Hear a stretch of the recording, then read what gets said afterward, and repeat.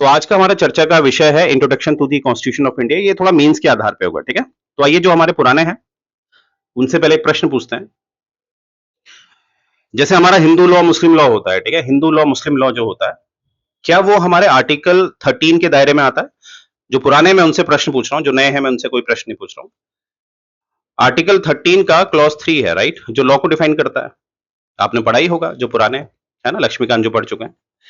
तो आर्टिकल 13(3) जो लॉ को डिफाइन करता है, क्या इसमें हिंदू लॉ या मुस्लिम लॉ इस तरह के लॉ आएंगे, नहीं आएंगे, बताइए। चलो पहले मैं पूछता हूँ, अश्विन मैम आप बताइए। जी सर, आएंगे। ओके, चलो एक आंसर आ रहा है अश्विन मैम का। अश्विन मैम आप श्योर हैं? वो आप भी जानती है, अब श्योर नहीं है, राइट। तो सर बेटा नहीं, फर्स्ट थिंक, नहीं आएंगे, ये श्योर है। चलो मैं बस इतना ही कहूंगा सभी लोगों से, जब आपको नहीं आता है तो आपने क्या बोल देना, सर नहीं आता है, से नो। इसके अलावा कोई आंसर देना चाहता है इसमें? किरण जी आपके पास आंसर है? पूनम जी? सर नहीं है मेरे अकॉर्डिंग। चलो ठीक है। और पूनम जी आपके पास आंसर है?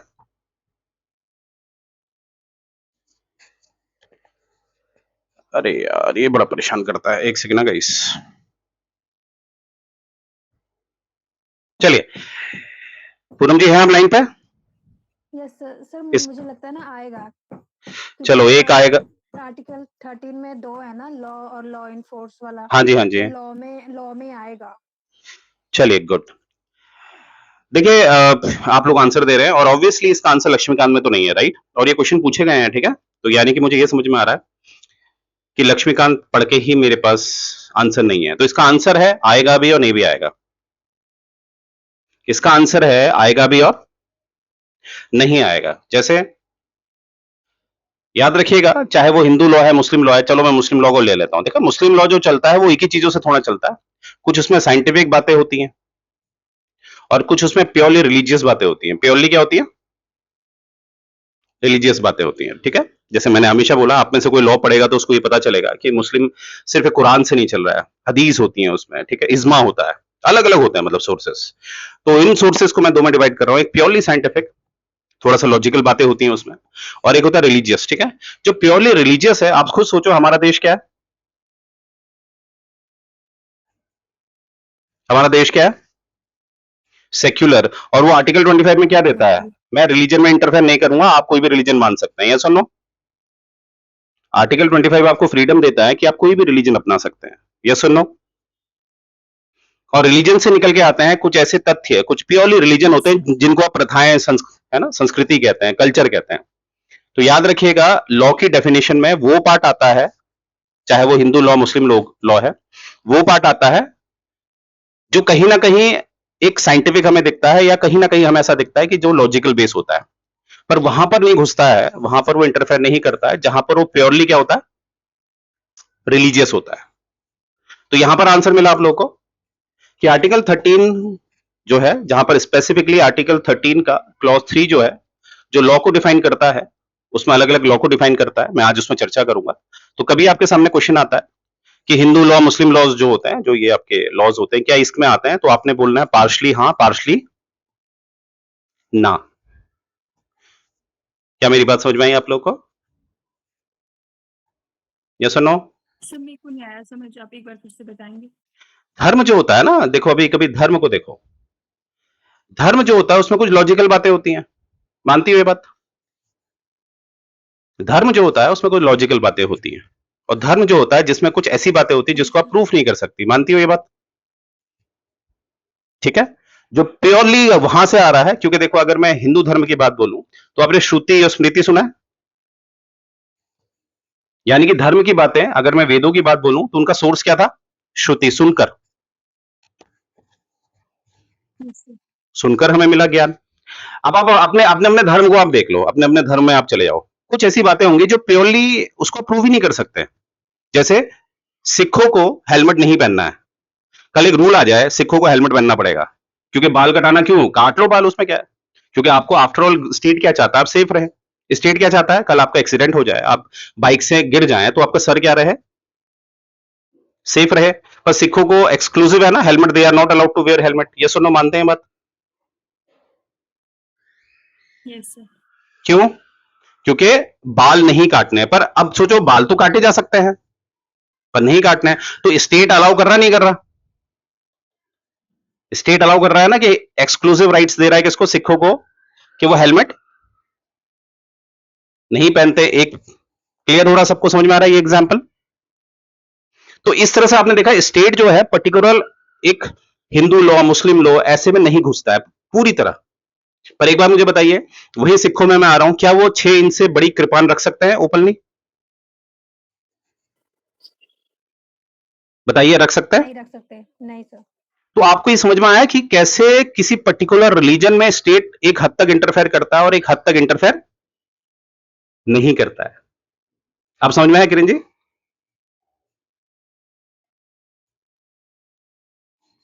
किरण जी यस समझ सर। में आया? तो यहां से क्या प्रूफ होता है, जो आपके हिंदू लॉ मुस्लिम लॉज होते हैं वहां पर अगर आपसे कभी क्वेश्चन आता है कि ये लॉ की डेफिनेशन में आते हैं, तो आपके आंसर क्या है? हाँ भी और ना भी। गौरी जी बात समझ में आई? नहीं भी आते हैं। गौरी जी, शिवानी मैम, समझ में आया ये बात? यस। ठीक है। तो इसीलिए मैंने क्वेश्चन उठाया था, क्योंकि मुझे पता था आप लोग हाँ बोलेंगे या ना बोलेंगे। पर फिर कह रहा हूं, कभी भी जब तक जो चीज आपने नहीं पढ़ी है, खासकर पॉलिटी, पॉलिटी अपने में बहुत कॉन्सेप्चुअल होती है, तो जब तक आपको प्योरली पता नहीं होता है, तो वहां पर सीधे कह देना है सर हमें नहीं पता है। और जब मैं कहता हूं एजम्पशन मारो, वहां पर मारो, ठीक है प्लीज, ठीक है। चलिए, आज हम बात करेंगे introduction of the constitution of India, और थोड़ा मेंस के हिसाब से ये होगा हमारा पूरा का पूरा, राइट। अब देखो, यहाँ पर सिंपल सिंपल सी चीजें हैं, जो इसका एक ट्रांसलेशन बहुत जल्दी हिंदी में भी आपको मिल जाएगा, ठीक है। अब ये नई स्लाइडें बन रही है क्योंकि नई बुक का इस्तेमाल किया जा रहा है, ठीक है। तो ऑब्वियसली ये लक्ष्मीकांत नहीं है, ऑब्वियसली ये लक्ष्मीकांत नहीं है, ठीक है। इसमें डेटा आपको बहुत ऐसा मिलने वाला है जो लक्ष्मीकांत से भी ऊपर केस स्टडीज की बात करेगा, जिससे कि मैं आपको और क्लियर कर पाऊं, क्योंकि आप अच्छी तरह जानते हैं आर्टिकल 13 जो है, क्या ये बात सत्य है कि वहां पर जुडिशियल रिव्यू की बात की गई है? ठीक है। आर्टिकल 13 में किसकी बात की गई है? जुडिशियल रिव्यू की। और क्या ये बात सत्य है कि कहीं ना कहीं अगर मैं बोलूं संविधान की कुछ बातें कभी उसमें डिस्प्यूट हो जाए कि संविधान में लिखा क्या गया है, तो वहां पर कौन पिक्चर में आता है? सुप्रीम कोर्ट, ठीक है। अब सुप्रीम कोर्ट क्या करता है, उसके पास अपने केसेस आते हैं, उस केस के हिसाब से वो इंटरप्रेट करता है कि जुडिशियल रिव्यू जो है वो बेसिक स्ट्रक्चर का पार्ट है या नहीं है, या वगैरह वगैरह। यानी कि सुप्रीम कोर्ट कुछ भी इंटरप्रिटेशन करेगा, उससे रिलेटेड हमेशा क्या होता है हमारे पास।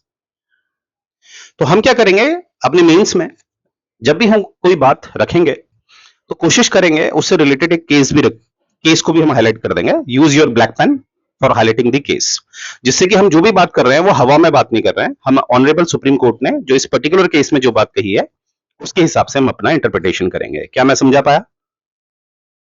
जी सर। गौरी जी समझ में आ रहा है? Yes sir. तो हम अपने मीन्स को बहुत अच्छा बनाएंगे, ठीक है। चलिए, तो आइए जरा इंट्रोडक्शन देख लेते हैं। क्या अब देखो सिंपल सी बात है, कभी आपसे कोई पूछे कि कॉन्स्टिट्यूशन क्या है, देखो इसकी जो परिभाषा है, इसकी डेफिनेशन वो अलग अलग हो सकती है, कोई दिक्कत नहीं है। कोई सिंपल परिभाषा दे सकता है, कोई इसको थोड़ा कॉम्प्लिकेटेड बना सकता है। तो यहां पर आप देख रहे होंगे जो पहला आपको बुलेट पॉइंट दिख रहा है, वहां पर सिर्फ एक कॉन्स्टिट्यूशन को डिफाइन कर रखा है। क्या कर रखा है? जो हमारी सरकार को चलाने के लिए जो एक आवश्यक नियम होते हैं उनका जो समूह है, उसी को कहां लिखा गया है या कहां दर्शाया गया? संविधान में। तो संविधान क्या करता है? जो सरकार को चलाने के लिए जो एक आवश्यक नियम होते हैं उसी को हम क्या कहते हैं? संविधान। ये सिंपल परिभाषा है, ठीक है। और आगे क्या बताया जा रहा है? ये एक ऐसा एक अमूल्य है, ये इसका कोई मूल्य हो ही नहीं सकता, राइट। संविधान का कोई मूल्य हो ही नहीं सकता, क्योंकि ये इतना ब्रेन स्ट्रॉमिंग से बनता है, मतलब लोग इतना दिमाग लगाते हैं। जैसे आपने देखा ही होगा, 2 साल 11 महीने 18 दिन कहते हैं ना हम लोग, हमारे संविधान को बनने में टाइम लगा 2 साल 11 महीने 18 दिन। तो समझ सकते हैं क्या इसका कोई मूल्य हो सकता है? आपका देश के लिए लोगों ने 2 साल 11 महीने 18 दिन दिए हैं, तो इसका मूल्य कहां निकल सकता है भाई? और इतना खूबसूरत है ये। खूबसूरत कैसे है ये? इसने सबसे पहले तो इस बात का ध्यान रखा है कि किसी भी तरह की डिक्टेटरशिप यानी कि तानाशाही नहीं आ सकती। कैसे नहीं आ सकती? क्योंकि पहले ही इन्होंने डिसाइड कर रखा है सेपरेशन का, कि भैया लेजिस्लेटिव क्या होगा, एग्जीक्यूटिव क्या होगा, जुडिशियल क्या होगा, और ये भी बता रखा है कि इनके अपने अपने काम होंगे, ये एक दूसरे में इंटरफेयर नहीं करेंगे। यानी कि कंप्लीट सेपरेशन ऑफ पावर। और सुनने को तो बड़ा आसान लगता है ना, सेपरेशन ऑफ पावर ऐसा वैसा, है ना, पर मानिए मेरी बात, दिस इज वेरी कॉम्प्लिकेटेड। तो 2 साल 11 महीने 18 दिनों में पावर को डिफाइन करना, उसको सेपरेट करना, और साथ ही साथ लोगों के अधिकारों को सुरक्षित रखना, और लोगों के कुछ अधिकार जो एक मौलिक अधिकार बने, यानी कि फंडामेंटल राइट्स बने। अब देखो, हर राइट्स को तो फंडामेंटल राइट्स में नहीं डाल सकते, वरना तो सरकार कभी भी विकास कर ही नहीं सकती, क्योंकि हम लोगों ने क्या अपना रखा है? समाजवाद। क्या अपना रखा है? मैं हिंदी ज्यादा इसलिए बोल रहा हूं क्योंकि आपके नोट्स किस में अभी, तो जिसको अगर दिक्कत होगी तो मुझसे एक बार कह देंगे, सर इसको इंग्लिश में बता दीजिए, ठीक है। फिर भी मैंने आपसे कहा है, अगर आप सिविल्स की तैयारी कर रहे हैं तो एटलीस्ट आपको हिंदी और इंग्लिश में कंफर्टेबल होना पड़ेगा। तो आइए मुख्य चर्चा पे आते हैं कि समाजवाद की हमने बात करी है, और आप जानते हैं समाजवाद में सबसे बड़ी जिम्मेदारी सरकार पे होती है, राज्य पे होती है, क्योंकि राज्य का प्रतिनिधित्व, राज्य का रिप्रेजेंटेशन कौन करती है? सरकार। तो जब समाजवाद की आइडियोलॉजी है तो समाजवाद में राज्य की जिम्मेदारी हो जाती है कि वो लोगों का विकास करेगा, लोगों को समानता प्रदान करेगा, इक्वालिटी प्रदान करेगा। तो कभी कभी इस बात में ये गलती ना हो जाए कि आपने ज्यादा से ज्यादा अधिकार किसको दे दिया? फंडामेंटल राइट्स में डाल दिया। ये भी तो गलती हो सकती है, जो गलती हमने देखी। राइट टू प्रॉपर्टी आप जानते हैं, राइट टू प्रॉपर्टी कहां थी? 19(1) एफ और आर्टिकल 31, और आप जानते हैं ओरिजिनल कॉन्स्टिट्यूशन में था, पर इवेंचुअली इसको कब हटाया? 1970 वाया 44th अमेंडमेंट। क्योंकि अगर हमें आर्थिक विकास करना है, समाज को अगर आर्थिक विकास की तरफ ले जाना है, जो राज्य की जिम्मेदारी है, और राज्य का प्रतिनिधित्व कौन करता है? सरकार। तो अभी मैं सरकार बोलूंगा, तो अगर सरकार की जिम्मेदारी है कि भैया भारत का विकास किया जाए, आर्थिक विकास किया जाए, तो उसके लिए इंफ्रास्ट्रक्चर बनाना पड़ेगा ना, इंफ्रास्ट्रक्चर बनाना पड़ेगा। तो उसके लिए ऑब्वियसली हमें क्या चाहिए? प्रॉपर्टी चाहिए। रोडे कहां से जाएंगी भाई? आप पढ़ते हैं national highway 1, national highway 2, airport पढ़ते हैं, यस और नो? आप थर्मल पावर प्लांट पढ़ते हैं, आप हाइड्रो पावर प्लांट पढ़ते हैं। तो इसके लिए जमीन चाहिए या आसमान में बनते हैं? बताइए, जमीन चाहिए ना? मानते हैं ये बात? एक बार मुझे बता दीजिए, मेरी आवाज क्लियर है? क्योंकि मेरी एक भी वर्ड स्किप नहीं होना चाहिए, आपने ध्यान से सुनना है इन चीजों को, ठीक है। Polity is very conceptual. Gauri ji, मेरी आवाज में कोई दिक्कत तो नहीं आ रही है? No sir. तो मैंने बोला कि आप सोचिए इस बात को कि, है ना, सरकार की जिम्मेदारी है लोगों का विकास करना, इंफ्रास्ट्रक्चर बनाना, वगैरह वगैरह। तो ऑब्वियसली राइट टू प्रॉपर्टी अगर रहेगी भारत जैसे देश के लोगों के पास, क्योंकि आप थोड़ा इतिहास में आप जाइए, इतिहास में जब हम चलते हैं तो आपको पता है कि भारत में राजा रजवाड़े थे, जिसे आप प्रिंसली स्टेट कहते थे, जमीनें तो उन्हीं के पास थी। तो अगर उनको अधिकार है तो जमीनें लेना बड़ा मुश्किल हो गया था राज्य के लिए, बहुत मुश्किल, क्योंकि वो क्या था? मौलिक अधिकार। तो इसीलिए आपको पता है, जैसे ही संविधान बना आपको पता है 31A 31B जोड़ा गया। डोंट वरी, हम सब बाद में भी पढ़ने वाले हैं, क्योंकि अभी हम देख रहे हैं हमारे संविधान की कुछ विशेषताएं, इसीलिए मैं आपको इस लेवल में ले जा रहा हूं, ठीक है। फिर इंडिविजुअली हम इन सबको पढ़ने वाले हैं। तो आप अच्छी तरह जानते हैं 31A 31B, आप जानते हैं इसमें क्या बताया गया था कि जो हमारे राज्य है, जो हमारे स्टेट है, स्टेट को रन कर रही है दो गवर्नमेंट। कौन कौन सी? सेंट्रल गवर्नमेंट और स्टेट गवर्नमेंट। और याद करिए, उस समय स्टेट गवर्नमेंट के पास लैंड थी, और आज भी स्टेट गवर्नमेंट के पास क्या है? लैंड। तो क्या हुआ, और उस समय क्या होता था जब संविधान आजाद हुआ, मतलब हमारा जब देश आजाद हुआ, तो 1950 से लेकर 1964 की बात मैं बोलूं, क्योंकि 1964 में किसकी डेथ हो गई थी? जवाहरलाल नेहरू। अब मैं ध्यान से देखूं, 1950 से 1964 का समय देखो, तो हर जगह, चाहे वो सेंटर हो, स्टेट हो, ज्यादातर क्या गवर्नमेंट रहती थी? कांग्रेस। और आपस में भी ये मिलके काम करते थे, राइट। अब हुआ क्या कि राज्य या राज्यों, स्टेट्स, उस समय के जो भी स्टेट्स थे, सेंटर और स्टेट से मिलके क्या करा, क्योंकि स्टेट्स ने रिक्वेस्ट करी कि भैया, है ना, जमीन हम कैसे ले, ये तो मौलिक अधिकार में बन गई है, और आर्टिकल 368 का इस्तेमाल सिर्फ कौन कर सकता है? केंद्र। आप जानते हैं आर्टिकल 368 क्या? यह अमेंडमेंट ऑफ द कॉन्स्टिट्यूशन। तो स्टेट्स की आग्रह पे, क्योंकि जमीन किसका मुद्दा है? स्टेट्स का। आज भी जमीन स्टेट्स में आती है, तो स्टेट्स ने रिक्वेस्ट करी, आग्रह किया केंद्र से, सर ऐसी सी बात है, आप कुछ करिए जिससे कि हम ऐसे कानून बना पाए कि जो जिनके पास अत्यधिक संपत्ति है, एक्सेस अमाउंट ऑफ लैंड है, उसको हम छीन पाए। इसीलिए आपके केंद्र ने 31A 31B पास किया।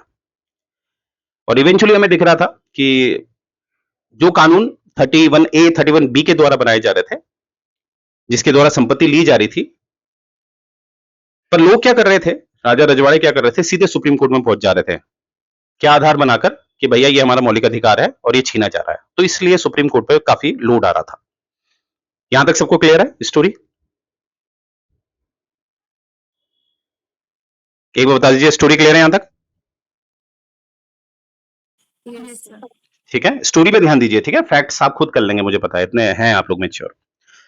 अच्छा, अब क्या हुआ, सुप्रीम कोर्ट अकेला है, समस्या ये है ना, सुप्रीम कोर्ट, और ऊपर से although we are federal structure, हमारा संघीय ढांचा है, पर आपको पता है जब मैं न्यायपालिका की बात करता हूं, जुडिशियल सिस्टम की बात करता हूं, तो वहां पर we are not federal, we are unitary, हमारा यूनिटरी स्ट्रक्चर है, तो इसीलिए सारा लोड सुप्रीम कोर्ट पे आ रहा है। अब आगे बढ़ने से पहले, इससे आगे बढ़ने से पहले एक लॉजिकल क्वेश्चन हमारे माइंड में आता है कि सर, ये बात तो जो संविधान बना रहे थे उनको भी पता थी ना कि भारत ऐसा देश है जहां पर राजा रजवाड़े हैं, क्योंकि राजा रजवाड़ों ने हमेशा समस्या करी थी। याद करिए, अगर मैंने आपको गवर्नमेंट ऑफ इंडिया 1935 पढ़ाया था, याद आ रहा, जिसमें मैंने कहा था पहली बार किसकी बात हुई थी, ऑल इंडिया फेडरेशन की बात हुई थी। और याद करिए, इस ऑल इंडिया फेडरेशन को बनने ही नहीं दिया, किसने नहीं बनने दिया, प्रिंसली।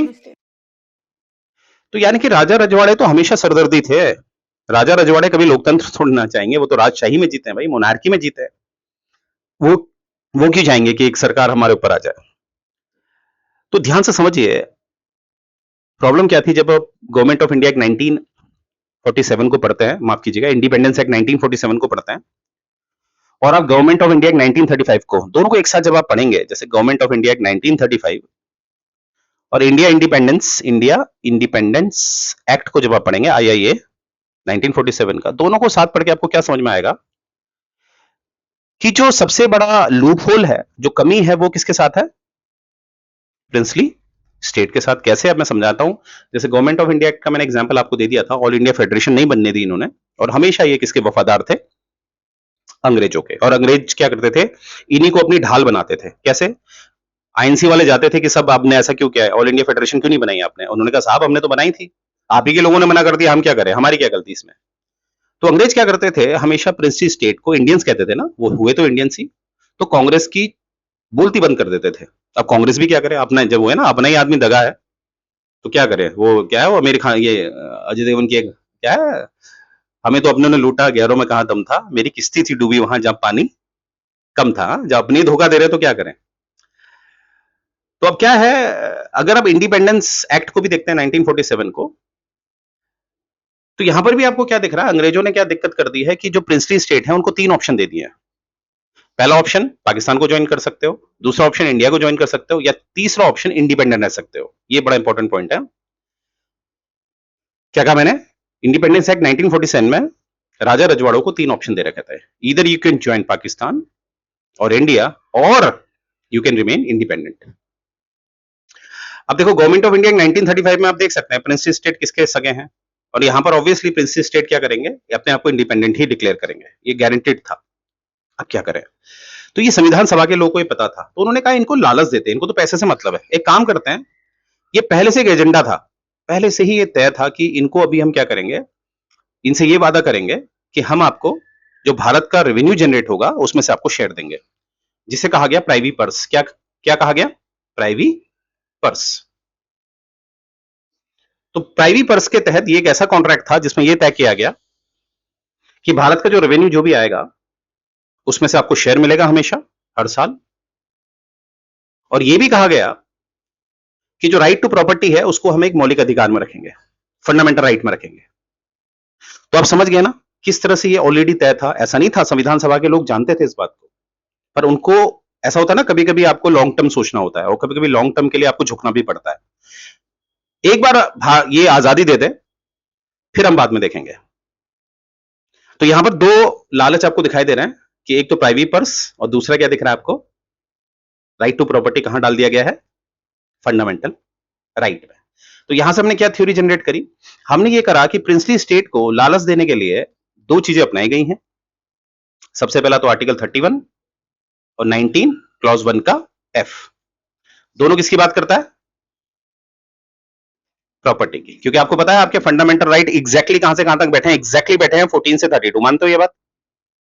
जो पार्ट 3 के अंदर आते हैं, पार्ट 3 कहां से है, 12 से लेकर 35। तो देख लो आप 31 91, ये प्रॉपर्टी यानी कि फंडामेंटल राइट है, और दूसरा क्या है, प्राइवेट पर्स।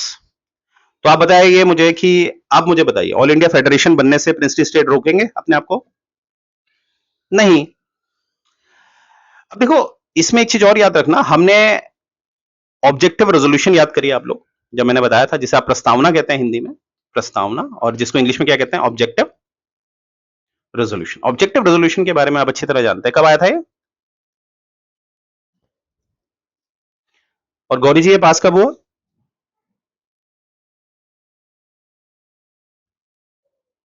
गौरी जी मेरी आवाज आ रही है?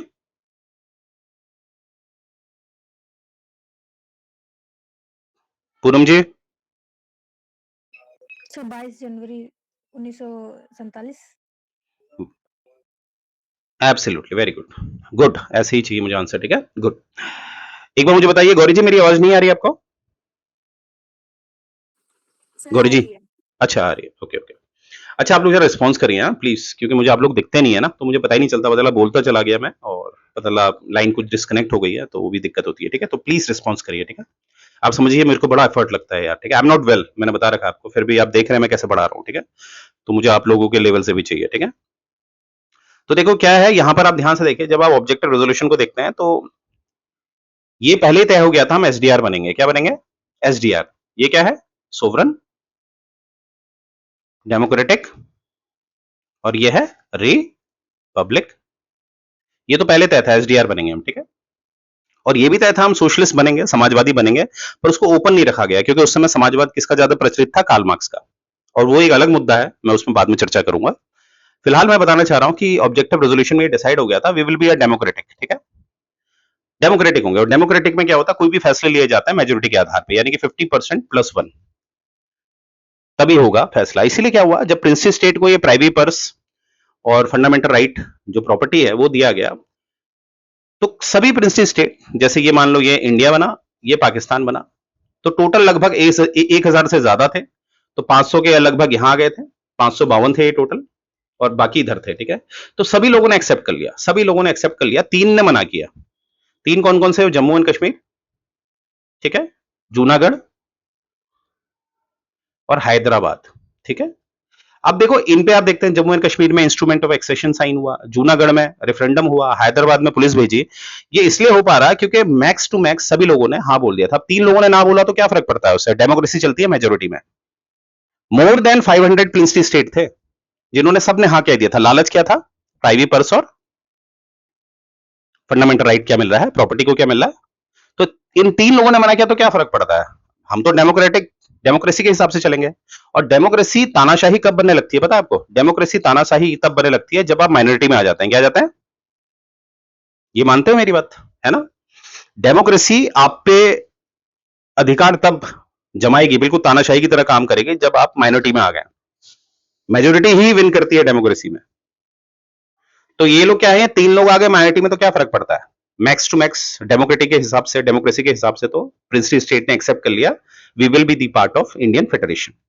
और बाकी तीन लोग आप जानते हैं, क्वेश्चन पूछा जाता है। जम्मू एंड कश्मीर में इंस्ट्रूमेंट ऑफ एक्सेशन साइन हुआ था, जूनागढ़ में रेफरेंडम हुआ था, हैदराबाद में पुलिस भेजी गई थी। अब इसी को मैं यहां पर भी क्लियर कर दूं, काफी लोग कंफ्यूज रहते हैं। देखिए इंस्ट्रूमेंट ऑफ एक्सेशन जो है, instrument of accession, instrument of accession का मतलब होता है कि एक डॉक्यूमेंट में साइन करना, जैसे चेक भी आपका एक इंस्ट्रूमेंट होता है। तो कहने का मतलब है, जम्मू एंड कश्मीर के जो महाराजा हरि सिंह थे, पाकिस्तान वालों ने अटैक कर लिया था, तो इसलिए वो भारत से उन्होंने मदद मांगी, तो कॉन्ट्रैक्ट साइन हुआ। वैसे ही मैं गुजरात वाला एरिया जो है, जूनागढ़, जूनागढ़ की बात करूं, तो जूनागढ़ में रेफरेंडम हुआ, वहां के लोगों से पूछा गया, तो मैक्स टू मैक्स 90% लोगों ने बोला कि हमें इंडिया के साथ शामिल होना है, हमें तानाशाही में नहीं रहना है। उसके बाद जो कॉन्ट्रैक्ट साइन होगा वो भी इंस्ट्रूमेंट ऑफ एक्सेशन कहलाएगा, ठीक है, वो भी तो साइन तो हो गई, ऑफिशियल तो हो गई। और इवेंचुअली जो हैदराबाद है, हैदराबाद में पुलिस भेजी गई, क्योंकि वो राजा मान ही नहीं रहा था, जनता बिल्कुल तैयार थी, राजा मान ही नहीं रहा, तो वहां भी इवेंचुअली पुलिस भेज के इवेंचुअली क्या साइन हुआ, इंस्ट्रूमेंट ऑफ एक्सेशन। यानी कि इंस्ट्रूमेंट ऑफ एक्सेशन तो हर जगह साइन होगा, बिना डॉक्यूमेंटेशन के तो कोई ऑफिशियली आपको देना पड़ेगा ना लिख के कि now we are the part of Indian federation. तो यहां से याद रखिएगा, एग्जैक्टली प्रैक्टिकली ये था, इंस्ट्रूमेंट ऑफ एक्सेशन तो हर जगह आएगा, पर कॉज अलग अलग था। जम्मू एंड कश्मीर में मैंने बोला था कि पश्तून जो थे, पश्तून कम्युनिटी के लोगों ने अटैक कर दिया था, जूनागढ़ में क्या हुआ, रेफरेंडम हुआ था, हैदराबाद में भी रेफरेंडम ही तो हुआ था, तो लोगों ने वहां पर कहा तो राजा नहीं मान रहा था, तो इवेंचुअली द आयरन मैन कौन है हमारे, सरदार वल्लभ भाई पटेल। सरदार वल्लभ भाई पटेल ने क्या भेजा, सरदार- पुलिस भेजी। तो आप समझिए इस बात को, ठीक है। अब आप लोग का सिविल्स की तैयारी कर रहे हो तो लेवल बहुत हाई होना चाहिए भाई। तो यहां से आपको समझ में आया होगा कि यहां से आपको ये भी आंसर मिल गया है कि 3 प्रिंसली स्टेट पे जबरदस्ती क्यों गई, जबरदस्ती क्यों गई, क्यों क्यों की गई, ठीक है। क्योंकि हम किस में चल रहे थे, डेमोक्रेसी। तो princely most of the princely state ने कह दिया था हम भारत का हिस्सा बनेंगे, ठीक है। चलिए भैया ये भी समझ में आ गया। तो यहां से आपको ये बात समझ में आ गई होगी कि जो प्रिंसली स्टेट थे वो लोग हमसे क्यों शामिल हो गए, क्यों तैयार हो गए, क्योंकि सारा एजेंडा था। इवेंचुअली फिर जब सब कुछ हासिल हो गया तो यहां पर हम गांधी, इंदिरा गांधी की हमेशा बुराई करते हैं, पर इंदिरा गांधी जी ने कुछ अच्छा काम भी किया था, ठीक है, ऐसा नहीं है। जैसे एबोलिशन ऑफ प्राइवेट पर्स किसने किया, इंदिरा गांधी जी ने। और ये बेचारे जो है हमारे प्रिंसली स्टेट अब ये देखे के देखे रह गए, क्योंकि इट वॉज ऑल एजेंडा, ठीक है, जो पहले ही तैयार होता है। तो आपको समझ में आ गया होगा, यहां से आपको ये भी आंसर मिल गया है कि हमारे संविधान सभा जिन्होंने बनाया वो बेवकूफ नहीं थे यार, वो अंबेडकर जैसे लोग थे भाई। वो बेवकूफ थोड़ा ना थे, पर उनको पता था अभी माहौल क्या है, अभी माहौल के हिसाब से काम करते हैं, और एक दफे जब ये सब माहौल सेट हो जाएगा तो हम इनको भारत में शामिल कर लेंगे। तो आप जानते हैं, तो ये सारी घटनाएं जो है, प्राइवेट पर्स का एबोलिशन भी 1970s में हुआ है, और आप जानते हैं प्रॉपर्टी भी कब हटी है, 1978। तो अगर मोटा मोटा हिसाब लगाऊं तो इनको जो एंजॉय किया गया इन लोगों के द्वारा, लगभग 20-25 साल इन्होंने एंजॉय किया, दैट्स इट। 20-25 साल तक प्रिंसी स्टेट को काफी एंजॉय मिला, पर इवेंचुअली हमने इसको हटा दिया। तो यहां से मैं क्या समझाना चाह रहा हूं कि हमारे संविधान सभा के लोग बेवकूफ नहीं थे, ठीक है। कभी आपसे ऐसे क्वेश्चन आते हैं, क्या उन लोगों को पता नहीं था, ऐसा नहीं था यार, जो संविधान बना सकते हैं वो सब जानते हैं, राइट। तो क्या मैं समझा पाया, यहां तक क्लियर है सब लोगों को। तो ये एक नॉर्मल डेफिनेशन हमारे संविधान की क्विक में, कि संविधान क्या है हमारा, इसमें एक ऐसे एसेंशियल रूल्स होते हैं जो हमारे सरकार की फंक्शनिंग के लिए जरूरी होते हैं, और यहां पर एक सेपरेशन ऑफ पावर की भी बात की जाती है, ठीक है। और देखिए मैंने लिखा कि जब सेपरेशन ऑफ पावर होगा तो कभी भी क्या नहीं आ सकता, एक तानाशाही नहीं आ सकती, ठीक है, गॉट इट। चलिए अब इसके कुछ विशेषताएं देखेंगे, तो ये आपके कुछ लक्ष्मीकांत में मिल जाएगा, कुछ में भी नहीं मिलेगा, ठीक है। तो सबसे पहले देखेंगे लार्जेस्ट कॉन्स्टिट्यूशन है, ये बिल्कुल है, जैसे आपके लक्ष्मीकांत में बहुत अच्छा समझा रखा है इसे, कि ये लार्जेस्ट इसलिए है क्योंकि भैया इसने सेंटर और स्टेट दोनों के नियमों को शामिल किया हुआ है। जैसे सेंटर आपको पार्ट 5 में दिखाई देता है, स्टेट आपको पार्ट 6 में दिखाई देता है, राइट। और इवेंचुअली आप चाहे एग्जीक्यूटिव की बात करो, जुडिशियल की बात करो, या लेजिस्लेटिव की बात करो, ये भी हमें सारा का सारा संविधान में दिखाई दे रहा है, ठीक है। तो इसलिए हमें क्या दिखता है कि ये एक लार्जेस्ट कॉन्स्टिट्यूशन बनता है, और एक कारण और इसका लार्जेस्ट बनने का, भारत की डाइवर्सिटी। तो भारत की डाइवर्सिटी होने के कारण हमें बहुत सारे आर्टिकल ऐसे डालने पड़े जिसमें डाइवर्सिटी का सम्मान किया जाए, राइट। तो ये है आपका लार्जेस्ट, एक बार इसको लक्ष्मीकांत से जरूर पढ़िएगा, ठीक है। और कोई भी कहीं डाउट होता है प्लीज मुझे भेजिएगा। अब यहां पर ये बता रखा है कि भैया आपको पता है जब स्टार्टिंग में कॉन्स्टिट्यूशन बना था कितने आर्टिकल थे, 395। कितने स्केड्यूल थे, 8। और कितने पार्ट थे, ठीक है। और इवेंचुअली अगर मैं बोलूं आफ्टर 74th कॉन्स्टिट्यूशनल अमेंडमेंट, आप जानते हैं 74th ने क्या जोड़ा, म्युनिसिपैलिटी जोड़ी, यस और नो, ठीक है। जो एग्जीक्यूट कब हुआ, ये 74th अमेंडमेंट एग्जीक्यूट कब हुआ, कौन बताएगा, इफेक्ट में कब आया, 1993। 1 जून 1993। एब्सोल्युटली, ठीक है। यहां पर मुझे पूरी डेट चाहिए, ठीक है, आप लोगों से। तो क्या है कि 1 जून 1993, ठीक है। और यहां पर ये एग्जीक्यूट हुआ, और उसके बाद से हमें क्या दिखता है, इसके बाद से हमें दिखता है कि हमारा जो संविधान है वो 25 पार्ट्स में आ चुका है। 444 आर्टिकल्स हमें दिखे, 12th शेड्यूल। आर्टिकल्स को उतना याद नहीं रखना होता है, कभी भी आपसे आर्टिकल्स अगर आप लिखते हैं मेंस में कि अभी वर्तमान में कितने आर्टिकल्स हो गए, तो आप हमेशा ऐसे लिख देना 440 प्लस, क्योंकि इनमें फ्लक्चुएशन ज्यादा है ना, कम ज्यादा होते रहते हैं, तो इसके साथ हम पंगे नहीं लेंगे और कोई पूछेगा भी नहीं। हाँ, आपके स्केड्यूल्स काफी लेवल तक स्टैटिक डेटा रहता है काफी, है ना, तो यहाँ आपको अच्छी तरह पता होना चाहिए, और पार्ट्स भी आपके काफी समय तक स्टेबल रहते हैं। तो पार्ट्स और स्केड्यूल तो आपको एग्जैक्ट याद रखना होता है, आर्टिकल्स में आप 440 प्लस भी बोल दोगे चलेगा, तो ये चीज याद रखिएगा। अब इतना ही क्यों हो रहा है, क्योंकि इसलिए हो रहा है, मैंने कहा ना काफी कुछ एजेंडा बेस था कि उसे बाद में करेंगे, इसीलिए आर्टिकल में क्या दिया गया है, एक 368 आर्टिकल दिया गया था आपको।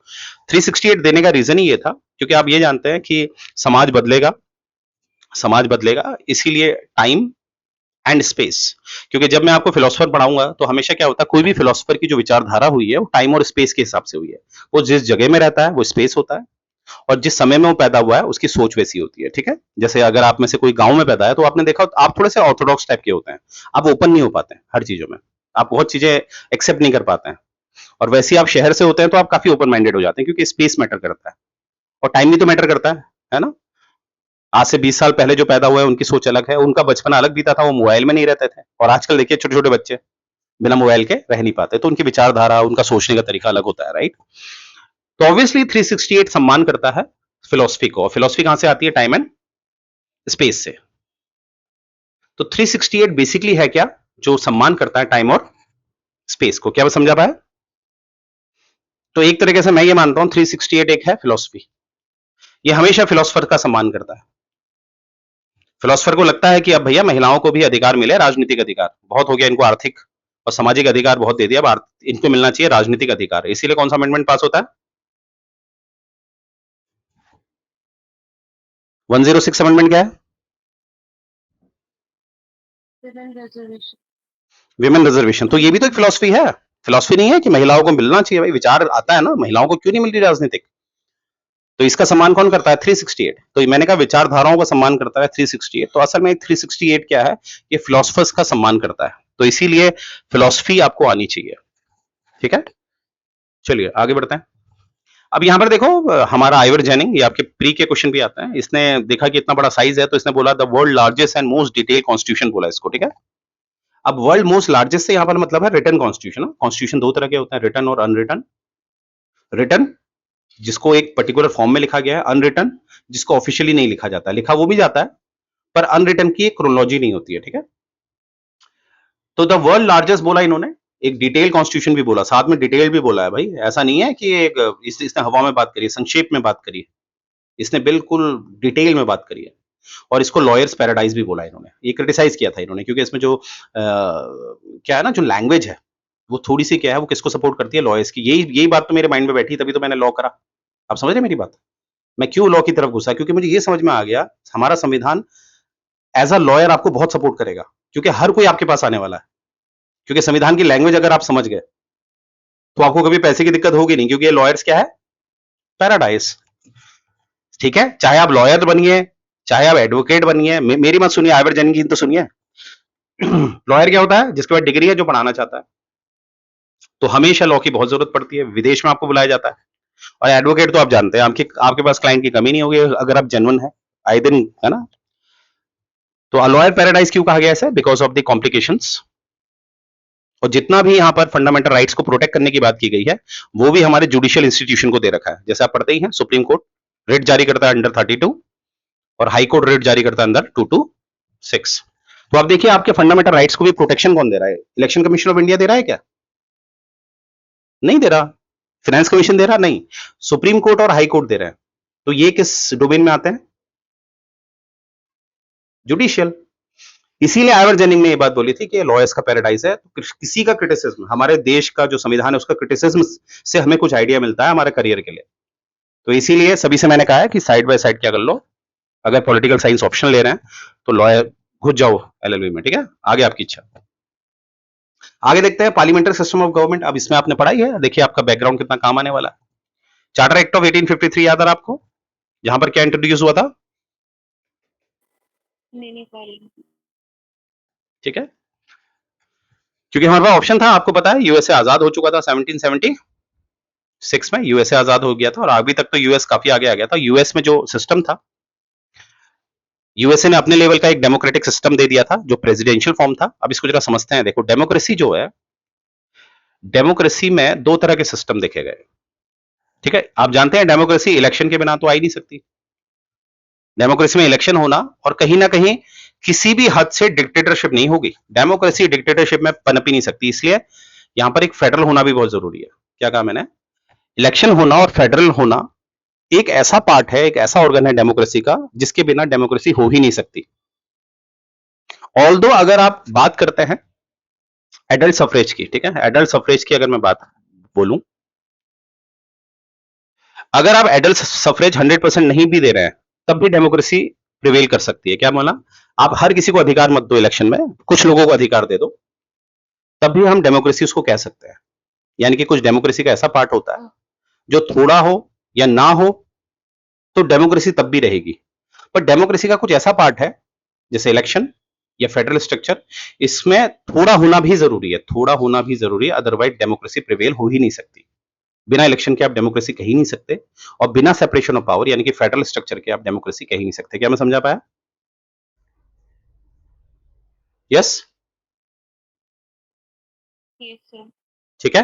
तो डेमोक्रेसी उस समय इलेक्शन और फेडरल स्ट्रक्चर के हिसाब से, एक तो अपना यूके का पहले से चल रहा था, इस सिस्टम को कहते थे पार्लियामेंट्री फॉर्म ऑफ डेमोक्रेसी,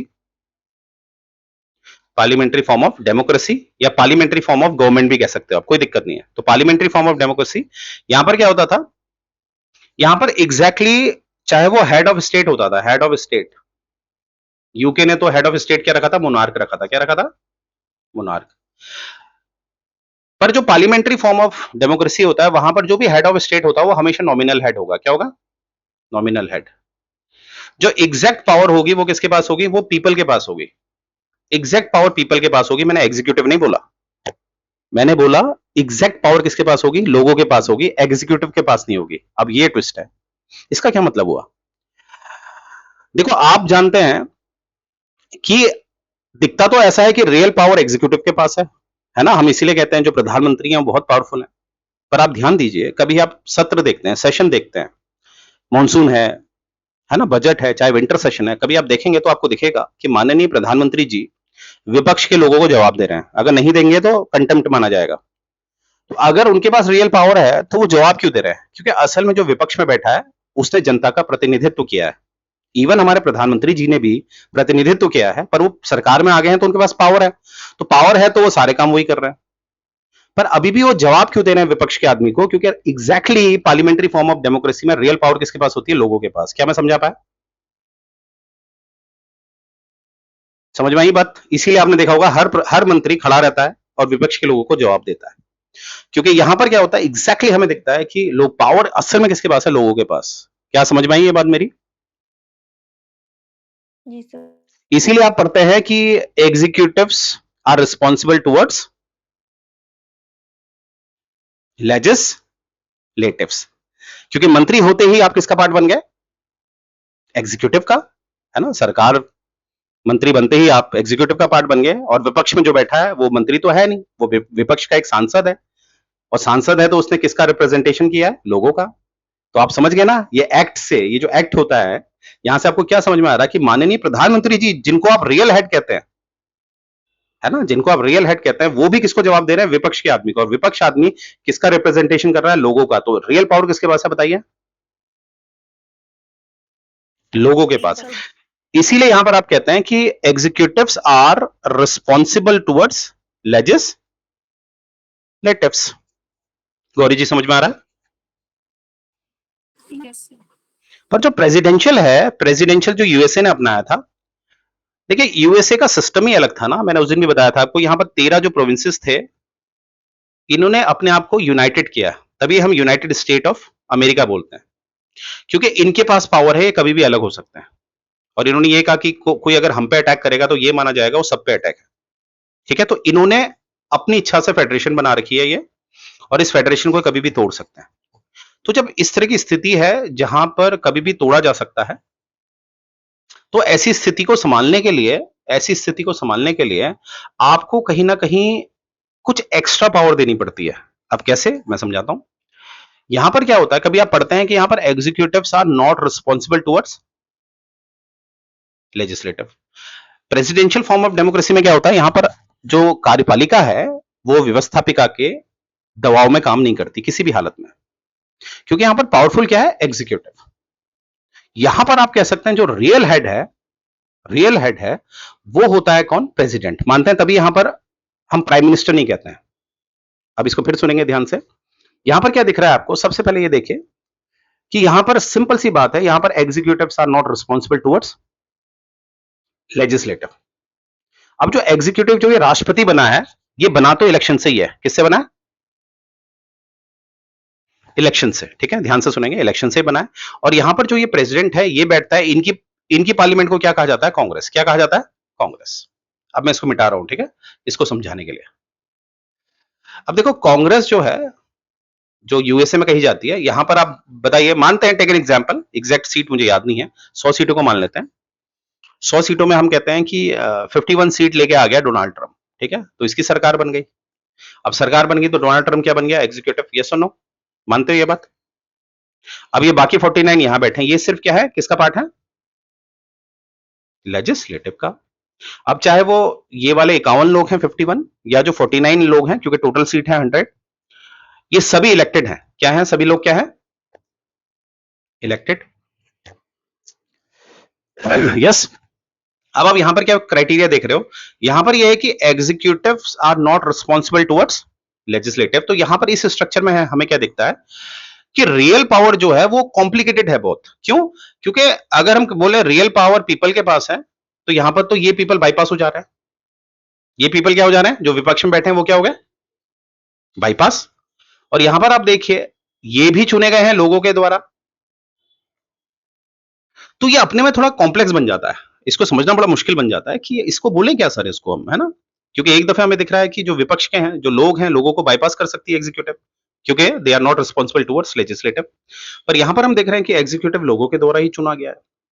तो सर इसको क्या बोलें, इसको हमने क्या बोलना चाहिए? क्या यहां पर रियल पावर लोगों के पास है?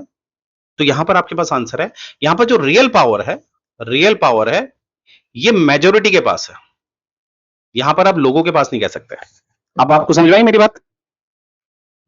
यहां पर रियल पावर किसके पास है? दोबारा बताओगे आप?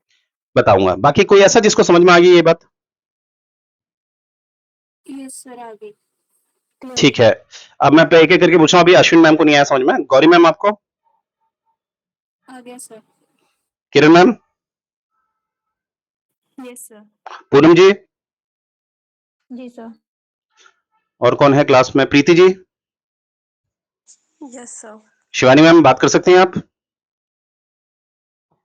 Yes sir. अब देखो मैंने क्या समझाया, ये अपने में थोड़ा सा कॉम्प्लेक्स है ना, क्योंकि जब तक आप ये चीजें नहीं समझोगे तो आप अच्छा मेंस लिख ही नहीं सकते। लक्ष्मीकांत ने थोड़ा समझा रखा है सब कुछ। देखो अश्विन मैम, ध्यान से सुनना, मैंने क्या बोला कि हम जानते हैं पार्लियामेंट्री फॉर्म ऑफ डेमोक्रेसी में क्या होता है?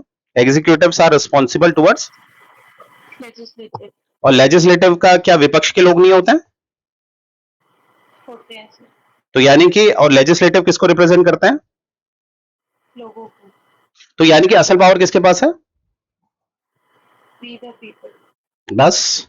पर वहीं पर देखो, अगर यूएसए में आप देखोगी, यूएसए में आपको क्या दिख रहा है? इसको हम प्रेसिडेंट मान लेते हैं।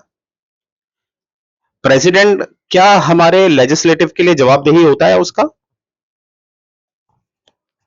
नो। ठीक है। अब लेजिस्लेचर जो विपक्ष में बैठे हैं, ये भी इलेक्शन से आए हैं, और यहां पर भी लोगों का इन्होंने प्रतिनिधित्व किया है, राइट, रिप्रेजेंटेशन किया है लोगों का। और प्रेसिडेंट ने भी लोगों का क्या किया है? रिप्रेजेंटेशन। बस ये प्रेसिडेंट इसलिए बन गया क्योंकि यहां पर कौन जीता? मेजोरिटी। कौन विन? मेजॉरिटी। Majority wins. तो यहां पर क्या है, हम ये नहीं कह सकते लोगों का प्रतिनिधित्व करती है यहाँ की सरकारें। यहां पर आप कहोगे कि जो मेजोरिटी है उसका रिप्रेजेंटेशन करती है कौन? सरकार। भारत में ऐसा नहीं कह सकते आप। भारत में विपक्ष के पास भी पूरी पावर होती है, तभी आप पढ़ते हैं executive are responsible to legislature. पर आपको पता है यूएसए में ऐसा नहीं है, क्योंकि यहां पर एक सिंपल सी बात है, लोगों का नहीं, ऐसे लोग जो मेजोरिटी में हैं उनका प्रतिनिधित्व किया जाता है। ठीक है। तो यहां पर क्या होता है कि ज्यादातर पावरफुल कौन दिखता है यहां पर? और इसीलिए आपको यहां पर इस तरह के नियम दिखते होंगे। ज्यादातर शोषण हो जाता है जब भी सरकार, गलत आदमी सीट पे आ जाए तो माइनॉरिटी का क्या होता है? अब यूएसए में आप डोनाल्ड ट्रंप को देखते ही हैं, कभी टैरिफ लगा देता है, कभी इंडियंस जो वहां पर रह रहे हैं उनके साथ कुछ है ना, वीजा कैंसिल कर दिया जाता है, स्टूडेंट का वीजा कैंसिल कर दिया जाता है, क्योंकि विपक्ष कुछ आवाज, क्योंकि विपक्ष के लिए वो जिम्मेदार है ही नहीं। क्योंकि उनकी जो मेजोरिटी, जहां वहां के रहने वाले लोग हैं, वो कभी चाहेंगे कि भारतीय अमेरिका में रहें, क्योंकि भारतीय कम डॉलर में काम कर लेते हैं, वहां के लोग कम डॉलर में काम नहीं कर पाते हैं। इसीलिए इवेंचुअली आपको दिखता है कि डोनाल्ड ट्रंप कुछ इस तरह की हरकतें हमें दिखती है कि भैया इंडियन स्टूडेंट के वीजा कैंसिल कर दिए गए हैं या फीस बढ़ा दी है। समझ रहे हैं मेरी बात आप? जी सर। तो इवेंचुअली अब ये इतना गहरा है ये। अब मुझे उम्मीद है जैसे लक्ष्मीकांत ने सिर्फ इतना लिखा होगा कि पार्लियामेंट्री फॉर्म ऑफ गवर्नमेंट में executive are responsible towards legislative, और प्रेसिडेंशियल वाले में क्या लिखा रहता है? Executives are not responsible to sir हाँ, एक सेकंड मुझे कंप्लीट कर दे। तो यहां से क्या है, यहां से आपको समझ में आ गया एग्जैक्ट पावर किसके पास रहती है? लोगों के पास, पीपल के पास। और यहां पर भी लोगों के पास पावर है, बट कौन से? जो किसमें है? बहुमत में या मेजोरिटी।